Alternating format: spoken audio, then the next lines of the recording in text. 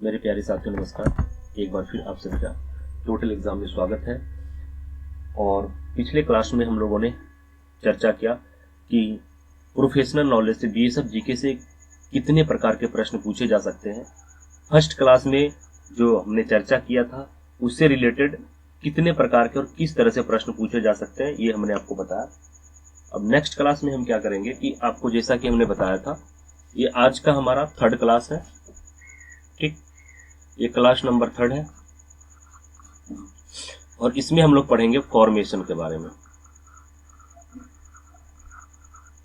ठीक है, दूसरी चीजें कि जो लोग क्लास को ज्वाइन नहीं किए हैं तो फटाफट जाइए, अब गूगल प्ले स्टोर में आपको लिखना है टोटल एग्जाम। ठीक है, सर्च करना है, एप्लीकेशन डाउनलोड करना है, साइन अप करना है, ओटीपी से, ओटीपी आपके मोबाइल फोन पे आएंगे, मोबाइल नंबर पर ओटीपी से वेरीफाई कर लेना है आपको और फिर कोर्स को एनरोल कर लेना है। ठीक है, चलिए, तो एक इम्पोर्टेंट वीडियो और इम्पोर्टेंट कंटेंट आपके एग्जाम के लिए। और आज हम लोग चर्चा करने वाले हैं फॉर्मेशन के बारे में, बीएसएफ की फॉर्मेशन के बारे में। ठीक है, तो ध्यान से देखिएगा और आप लोग नोट को जो कॉपी है आप कॉपी लेकर बैठेंगे, पेन लेकर बैठेंगे और नोट डाउन भी करते रहेंगे ताकि लास्ट के कम समय में आप क्विकली रिवीजन कर सकें। ठीक है, चलिए आगे बढ़ते हैं हम लोग।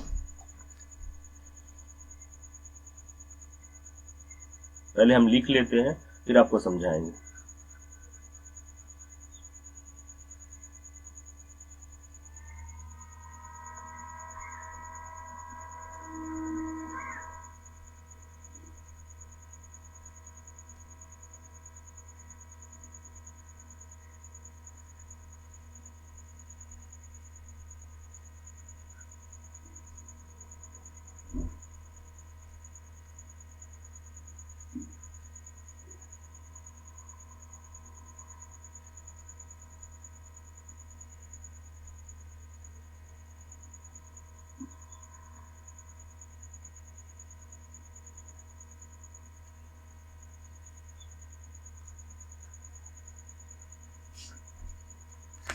देखिए, ये बीएसएफ का फॉर्मेशन है, इसे 4 भागों में बांटा गया है।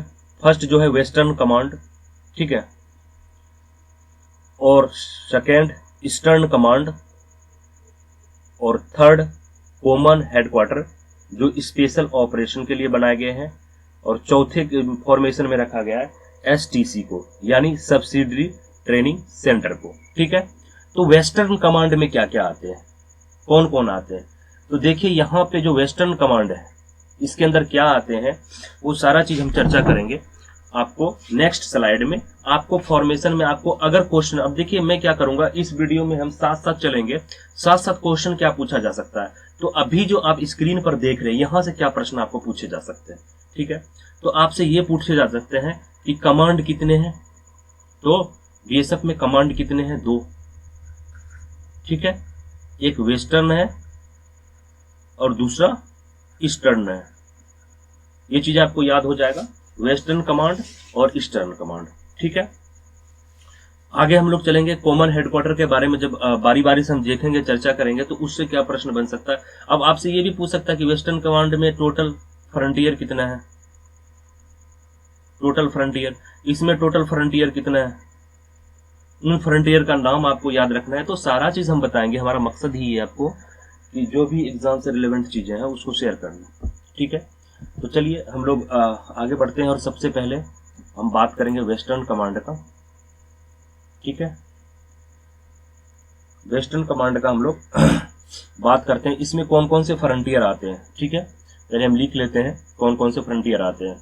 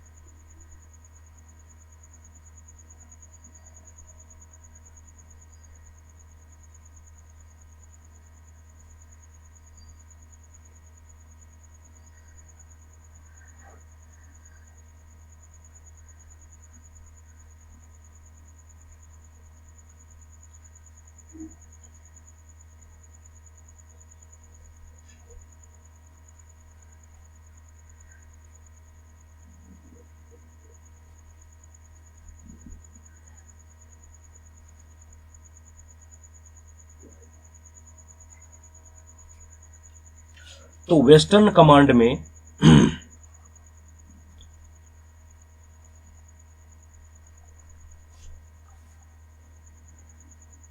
देखिए, वेस्टर्न कमांड में कश्मीर कितने फ्रंटियर हो गए टोटल?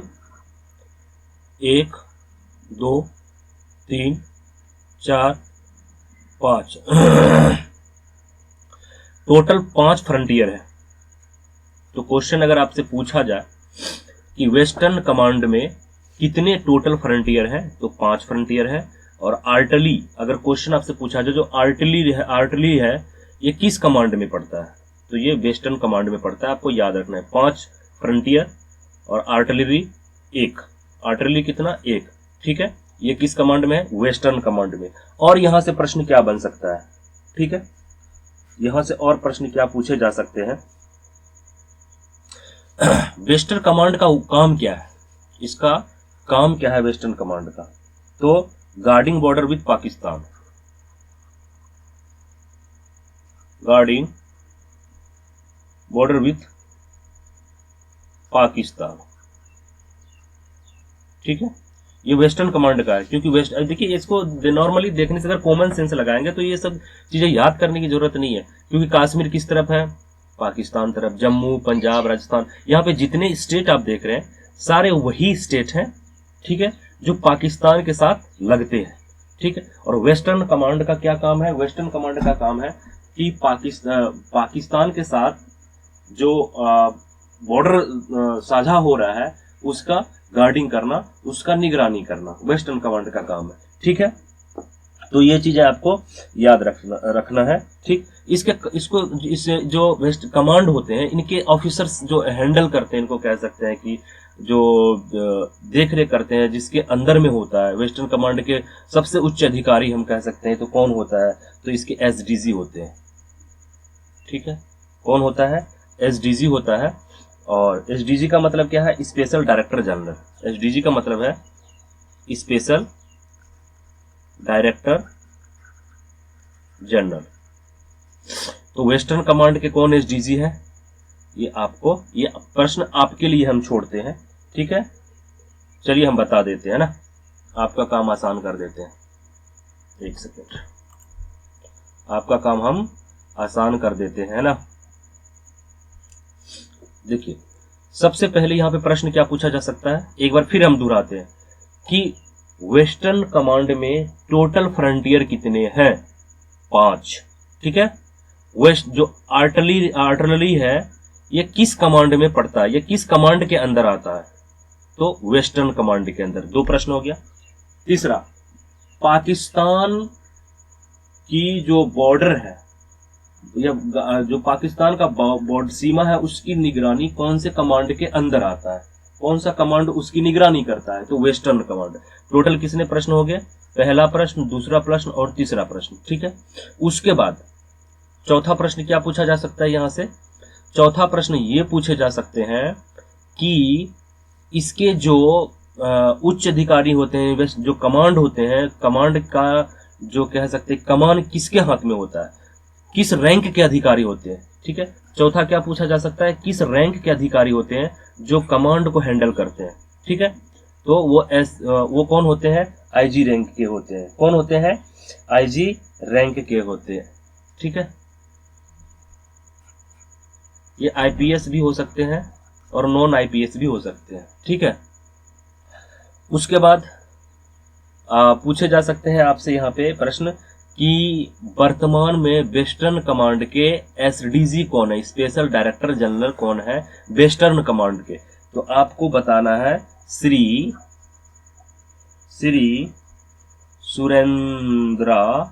सुरेंद्र पनवार।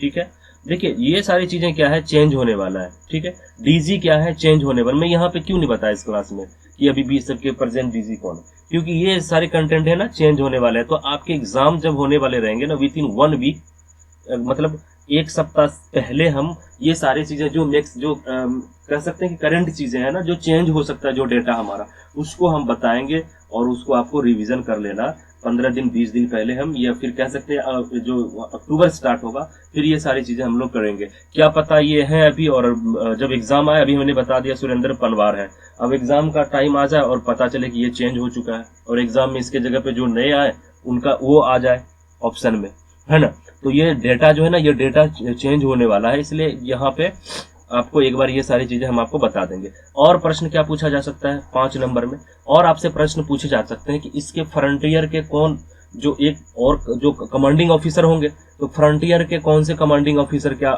कमांड कर रहे हैं, किस रैंक के हैं, क्या नाम है। तो ये फ्रंटियर में आपको एक तो रैंक याद रखना है, ठीक है, एक नाम याद रखना है सबका, ठीक है। तो ये फ्रंटियर वाला भी चीजें हम आगे चल के आपको बता देंगे। क्लियर है? चलिए आगे हम लोग बढ़ते हैं फॉर्मेशन में ही। अब हम बात करेंगे ईस्टर्न कमांड का। ठीक, ईस्टर्न कमांड में कौन कौन से फ्रंटियर आते हैं। ठीक है, तो आपके हैं साउथ बंगाल, पहले मैं लिख लेता हूं, है ना।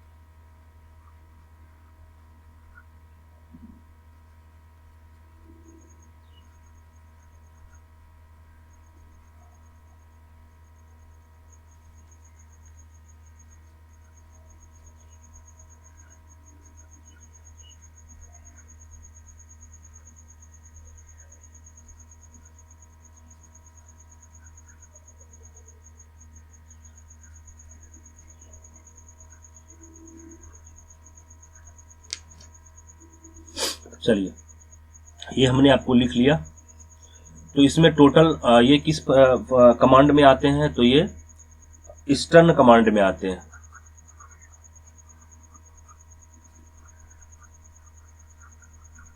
ठीक है, किस रैंक के अधिकारी इससे कमांड करते हैं, जो कमांडिंग ऑफिसर होते हैं कमांड का, आईजी रैंक का। ये आईपीएस भी हो सकते हैं और नॉन आईपीएस भी हो सकते हैं। ठीक है, उसके बाद इनका हेडक्वार्टर, ईस्टर्न कमांड का हेडक्वार्टर कहाँ है, तो कोलकाता। वेस्टर्न में हमने नहीं बताया यहाँ पे, तो आपने हेडक्वार्टर भी आपको याद कर लेना है। ठीक है, इसके हेडक्वार्टर कहाँ है। ठीक है, वेस्टर्न कमांड का, ईस्टर्न कमांड का जैसे कोलकाता है। ठीक, और इसको देख रेख कौन करते हैं, तो एसडीजी यानी स्पेशल डीजी बैठते हैं इसके लिए। ठीक है, स्पेशल डायरेक्टर जनरल। ठीक है, तो कौन है अभी जो वो ऑफिसर कौन है जो ईस्टर्न के जो कमांड है उसे कमांड कर रहा है, तो श्री योगेश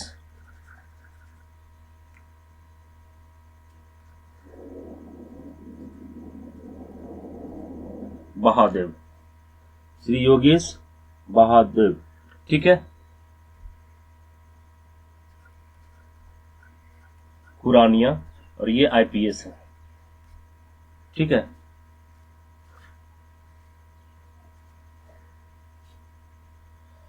आगे चलते हैं हम लोग। इसमें, हाँ, इसमें आपके जो ईस्टर्न कमांड है कितने फ्रंटियर हैं, 1 2 3 4 5 6। तो टोटल कितने फ्रंटियर हैं, 6 फ्रंटियर है, आपको याद रखना है। उसमें भी 6 ही हैं जो वेस्टर्न कमांड है, जिसमें 5 फ्रंटियर है, एक आर्टिलरी है।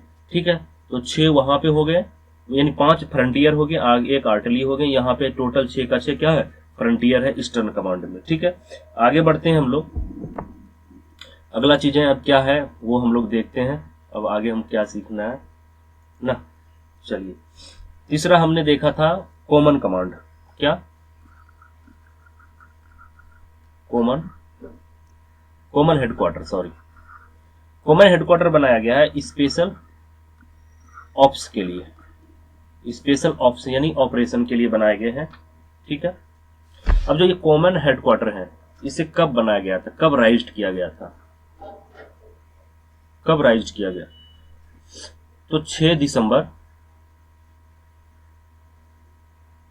2016 को इसे बनाया गया।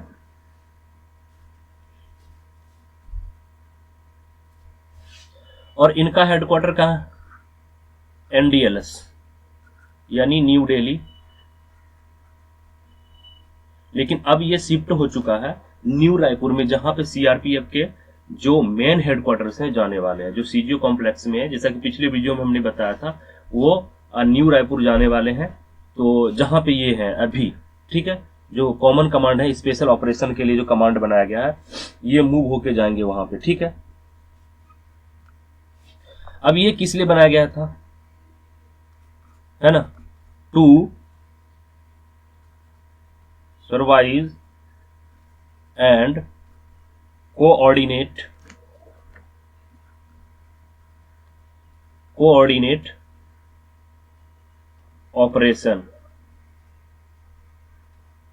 ऑपरेशंस, ठीक है, अगेंस्ट LWE।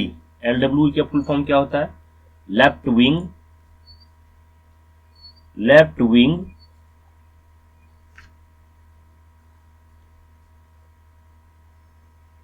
एक्सट्रीमिस्ट।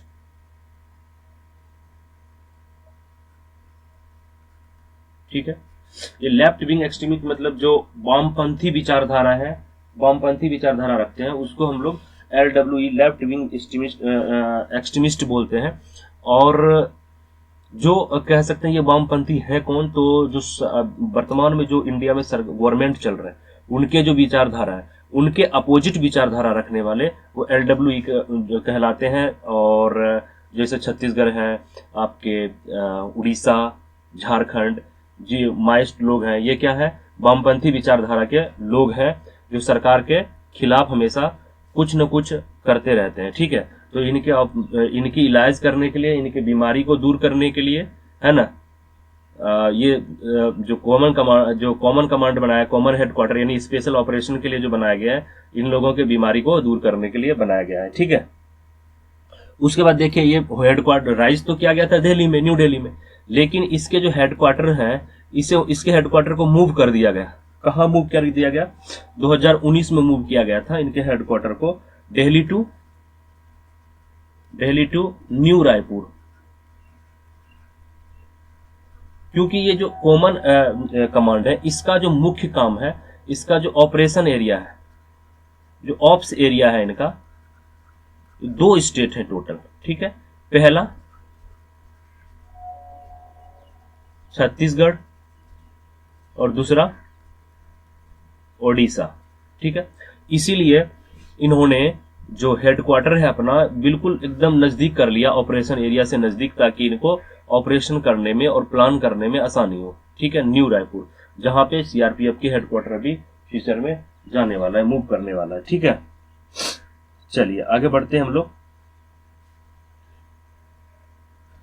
अब देखिए इसके अंदर जो कॉमन हेडक्वार्टर है, कॉमन हेडक्वार्टर के अंदर, एक सेकंड में इंक चेंज कर लेता हूं ना। कॉमन हेडक्वार्टर के अंदर एक तो स्पेशल ऑपरेशंस आते हैं, स्पेशल ऑपरेशंस, जिसमें 2 स्टेट में किया जाता है, छत्तीसगढ़ और दूसरा ओडिशा। ठीक है, उसके बाद मेजर ट्रेनिंग सेंटर आते हैं, जैसे BSF एकेडमी,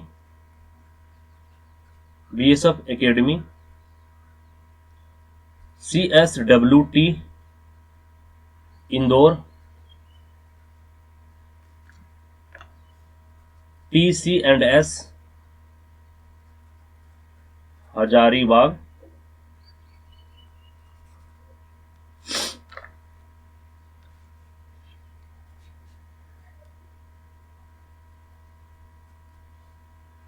STC।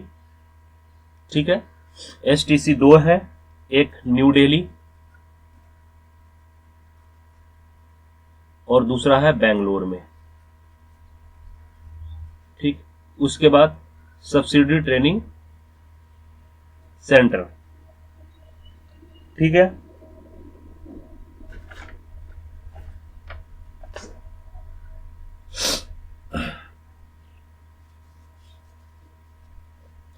सॉरी यहाँ पे जो ये TCS होगा, है ना, ट्रेनिंग सेंटर एंड स्कूल, और ये हो गया सब्सिडरी ट्रेनिंग सेंटर। जो रिक्रूट होते हैं ना,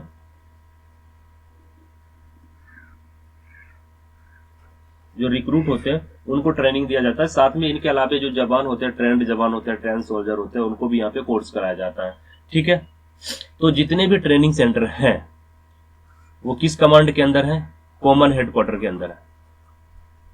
कॉमन हेडक्वार्टर के अंदर है। अभी इनका हेडक्वार्टर कहाँ है? इनका हेडक्वार्टर है न्यू रायपुर। ठीक है, कहाँ है? न्यू रायपुर में। क्लियर है?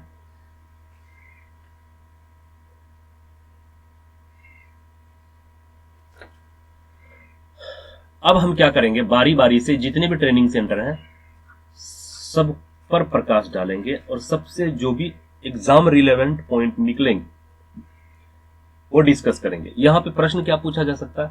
जो कॉमन हेडक्वार्टर है ये स्पेशल ऑपरेशन को अंजाम भी देते हैं। ये कह सकते हैं कि छत्तीसगढ़ और उड़ीसा के अंदर होने वाले ऑपरेशंस किसके अंदर आता है? तो कॉमन कमांड के अंदर आता है। ट्रेनिंग सेंटर, BSF के जितने भी ट्रेनिंग सेंटर है अमूमन वो किसके अंदर आते हैं? तो कॉमन हेडक्वार्टर के अंदर आते हैं। कॉमन हेडक्वार्टर का हेडक्वार्टर कहाँ है? तो न्यू रायपुर है।